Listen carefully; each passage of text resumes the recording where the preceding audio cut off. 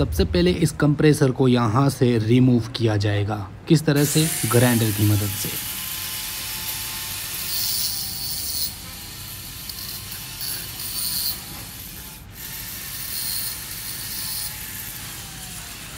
अब इस कंप्रेसर को हम ऊपर ले जाते हैं, फिर इसके साथ में आपको बताऊंगा क्या करने वाला हूं। तो चलिए देखते हैं। हेलो दोस्तों, आज हम आपको ये कंप्रेसर ओपन करके दिखाएंगे।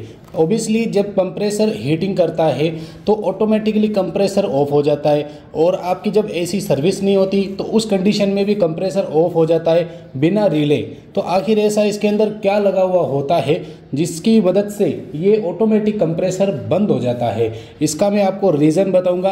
और दूसरी बात ये है कि ये कंप्रेसर खोलने के बाद आपको काफ़ी सारा नॉलेज इस कंप्रेसर के रिगार्डिंग आपको मैं बताऊंगा।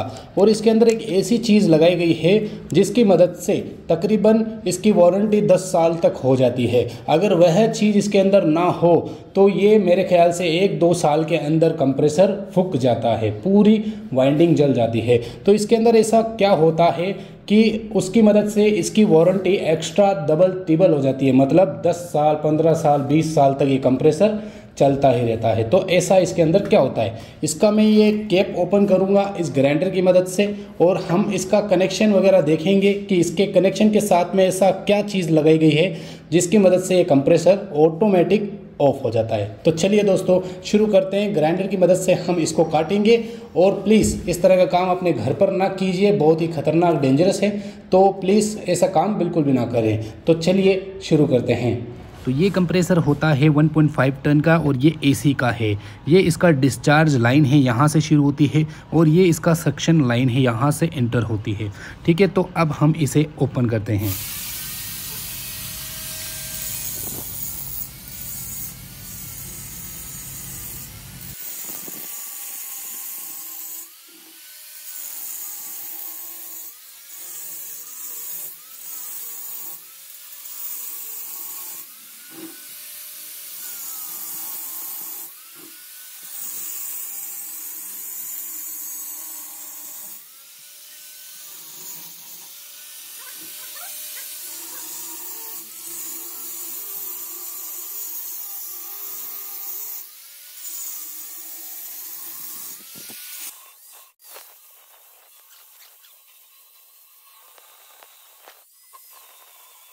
तो गाइस हमने इसे मोटी ब्लेड से तो काट लिया है। अब इसके साथ में हम एक बारीक ब्लेड लगाएंगे, पतली वाली, इसको हटा देंगे। तो गाइस बिल्कुल सावधान रहिएगा, ऐसा काम अपने घर पर बिल्कुल भी ट्राई मत कीजिएगा, ये काफ़ी डेंजरस वर्क है। ओके, तो इसका ख्याल कीजिए। तो इसको मैं जैसे ऐड करूँगा तो थोड़ा ध्यान रख के ऐड किया जाता है, चेक करना ज़रूरी होता है कि ये क्रैक वगैरह तो नहीं है, क्योंकि लोहे वाली बट्टी जो होती है ना ब्लेड, बहुत ही नरम होती है। तो अब इसे चलाना बहुत ही आसानी से चलाना पड़ता है, बहुत ही धीरे धीरे करके इसे इंस्टॉल करके चलाना पड़ता है। ठीक है, तो ये देख सकते हैं हम कैसे कट कर रहे हैं। अगर ये अंदर तक अगर मैं घुसा दूँ तो ये ब्लेड टूट सकता है, तो इसका ख्याल कीजिएगा।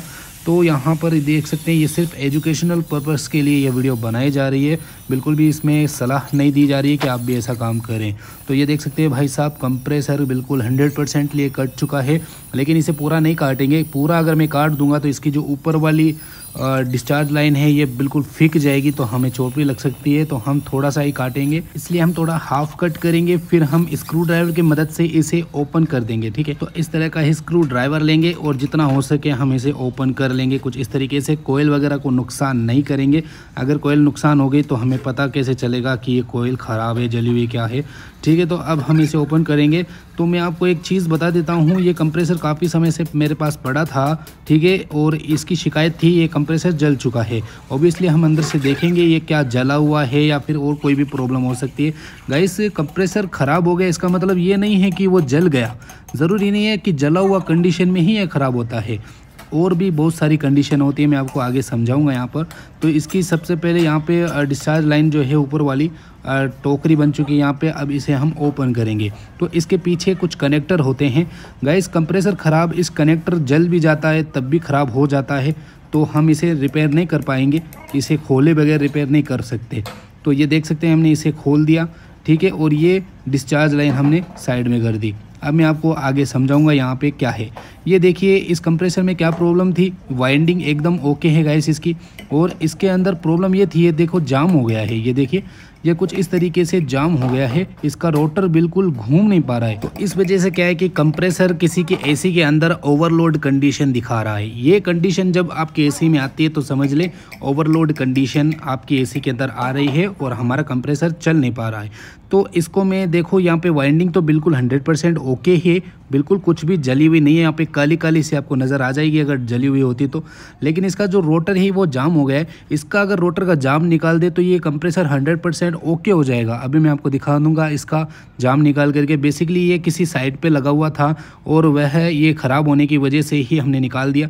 और दूसरा कारण ये भी, ये अगर ख़राब हो जाता है तब भी आपका कंप्रेसर वर्क नहीं करता है। तो बहुत से कारण होते हैं कंप्रेसर ख़राब होने के, तो ज़रूरी नहीं समझिएगा आप कि कंप्रेसर जलेगा तब ही ख़राब होगा, ठीक है, ऐसा बिल्कुल ना समझ, क्योंकि इसके अंदर कुछ भी हो सकता है।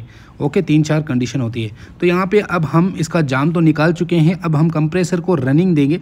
तो इसके जो रनिंग और स्टार्टिंग और कॉमन वायर को हम यहाँ पर ऐड करेंगे और फिर हम इसको स्टार्ट करके एक बार टेस्ट करेंगे क्या हमारा कंप्रेसर ओके है। तो हमने इसकी जाम वगैरह तो निकाल ही दिया है, तो हम इसको एक बार टेस्ट करेंगे। थोड़ा सा जाम चलेगा लेकिन कोई नहीं, इसको टेस्ट करेंगे हम। तो कनेक्शन हम यहाँ पे डालते हैं।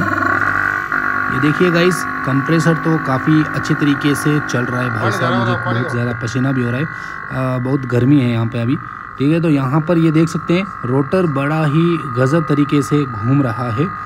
यहाँ पर ये देख सकते हैं एयर भी बन रहा है, ये देखिए यहाँ पे सक्शन लाइन में एयर इंटर हो रहा है, ये देखिए, ये देखिए।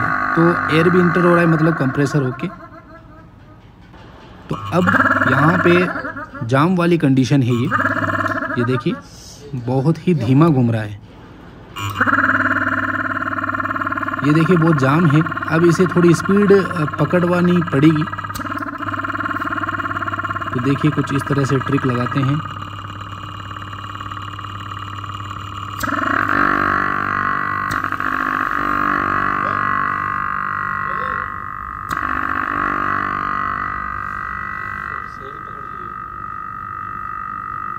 तो दोस्तों कंप्रेसर काफ़ी अच्छे तरीके से ऑन हो चुका है और इसका प्रेशर जो है काफ़ी हद तक अच्छा है, यानी कि कंप्रेसर ओके कंडीशन में नज़र आ रहा है। तो यहाँ पर ये देख सकते हैं ये सक्शन लाइन है, यहाँ से एयर को इन किया जाता है, लेकिन एयर आउट कहाँ से होती है यहाँ पे तो कोई कनेक्शन नज़र नहीं आ रहा है। तो मैं आपको बता दूँ ये जो सिलेंड्रिकल एरिया आपको नज़र आ रहा है ना कोयल वाला, यही डिस्चार्ज लाइन यहीं से कनेक्ट होती है।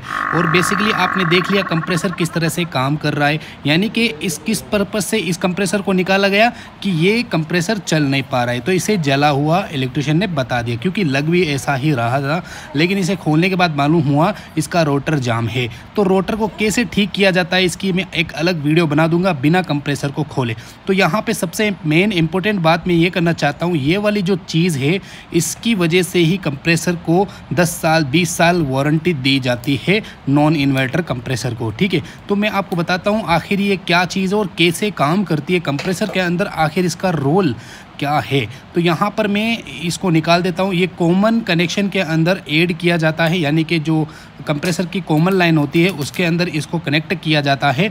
और ये यहाँ पे ये सीरीज़ कनेक्शन में होता है, यानी कि कंप्रेसर की कोयल की कॉमन में एक सीरीज होता है, ठीक है। तो ये एक छोटा सा है लेकिन इतना सा है, बहुत बड़ा काम करता है, कंप्रेसर की लाइफ को बढ़ा देता है, कंप्रेसर को ओवर हीटिंग होने से और कोयल जलने से बचाता है, काफ़ी शानदार काम करता है। तो मैं कंप्रेसर की तरह इसको कनेक्शन करूँगा यहाँ पे, इस बल्ब को यहाँ पे मैं सीरीज कर दूंगा इस डिवाइस के साथ में। अब मैं इसे स्विच के साथ में कनेक्ट कर दूंगा इस बल्ब को, ठीक है। अभी ये ऑन है। अब यहाँ पे जैसे ही हम इसको हीटिंग देंगे ये बहुत ही हैवी टेम्परेचर पे कट ऑफ होगा। गाइस यहाँ पे आप ये समझिए आपका कंप्रेसर ओवर टेम्परेचर हो रहा है वोल्टेज की वजह से, या फिर आपका जो एसी है वो सर्विस नहीं है, इसके कारण ओवर टेम्परेचर कंप्रेसर होता है तो ऑफ़ हो जाता है। ये देख सकते हैं किस तरह से ऑफ़ हो गया। और कभी कभी आपको लगता है ना कंप्रेसर ऑफ़ हो जाता है फिर थोड़ी देर में ऑन हो जाता है, तो वो इसी की वजह से होता है, जब एसी सर्विसिंग या फिर कोई अदर प्रॉब्लम हो जाए। तो देखना जैसे ये ठंडा होगा तो ऑटोमेटिकली कंप्रेसर ऑन हो जाएगा, यानी कि बल्ब, ठीक है, ये देख सकते हैं। तो ये कंप्रेसर की लाइफ बढ़ाने में बहुत बड़ा किरदार अदा करता है। तो दोस्तों जैसा कि आपने देख लिया किस तरह से ये परफॉर्म करता है कंप्रेसर, इसका ये बीच वाला इसको हम बोलते हैं रोटर, ठीक है।